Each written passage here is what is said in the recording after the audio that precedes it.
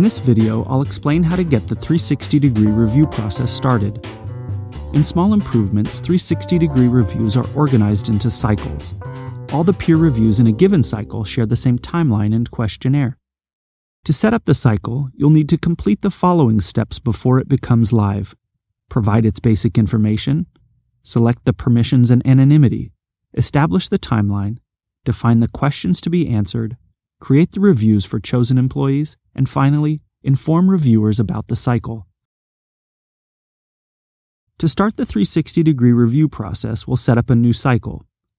Go to the 360 Review tab and select Settings. Here you can see all of your 360 review cycles, but to create a new one, click the button Create New 360 Feedback Cycle.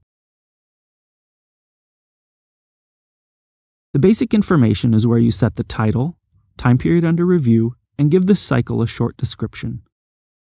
You'll next have to consider the permissions and anonymity of your cycle, who should be able to see what was written, and who will be able to see who wrote it. We have the default set so the person being reviewed, their manager, and their indirect manager can see the feedback, and that no one can see who the feedback was from. Of course, you can customize these settings however you'd like. The next section is the timeline, where you can set due dates for each step in the process. Remember to give people plenty of time, but it's easy to adjust the timeline if you need. First, define when the cycle begins. You will be able to send out the notification email to people under review on this date. In those emails, employees are asked to nominate a set of coworkers or clients to give them feedback. That way, employees have the chance to hear back from the people that they've worked most closely with. Set the due date for nominations here. Invitations won't go out to the reviewers just yet. Managers have to sign off on their team members' nominations first. Managers can modify or add to the list of the team members' reviewers if they think the nominated reviewers won't provide balanced feedback. They can start adjusting or approving them on this date, and should have their approvals or adjustments done by this date. Once approved, invitation emails will go out to reviewers that contain links to where they can go to provide their feedback, who will have until this next date to provide it. If you'd like to stagger the release of the feedback and have it available to the manager first, set the date you'd like them to see the feedback here. You can then set the date for when you'd like the reviewee to see their feedback here. The last date is when Small Improvements closes the cycle. No reviews can be modified after the cycle has been closed, so give yourself a little padding here in case some employees are late. Next up is the questionnaire. Here you can define the topics the reviewers respond to when providing feedback to their peers. All reviewers in this cycle will address these questions, so if you want everyone to get 360-degree feedback in this single cycle, choose relatively general questions. That way they'll apply to all employees, no matter what kind of work they do. In order to get the best qualitative feedback to help your employees develop, you can have up to 5 topics to reveal this information. To add a third topic, simply click the Add Another Topic button.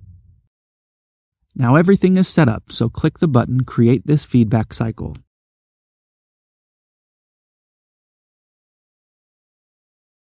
We now have to create reviews for all chosen employees to participate in this review. There are a few different ways that we can create the reviews, and if you've already set up a performance review cycle, this will look very familiar. You can create them one at a time by typing their names, by managerial team by typing in the manager, which selects everyone in that department, or creating them for individuals by list. Because we chose questions that are relevant to all employees, we'll create reviews for everyone at once by clicking the Bulk Create button. We're not quite done yet. We still need to send emails to employees informing them about their reviews.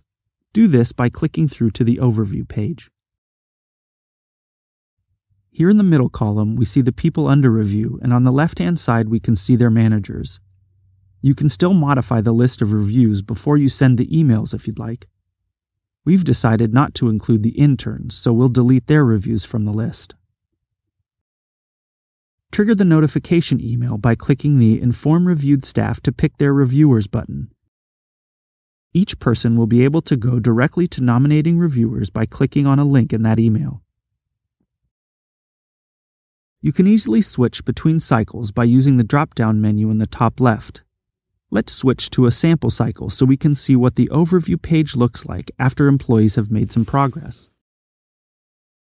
This overview page is where administrators can see all of the cycle's reviews in one screen and track everyone's progress, including which ones have completed their feedback, as we see with the green check mark, and which ones have declined to participate, signaled with the red X.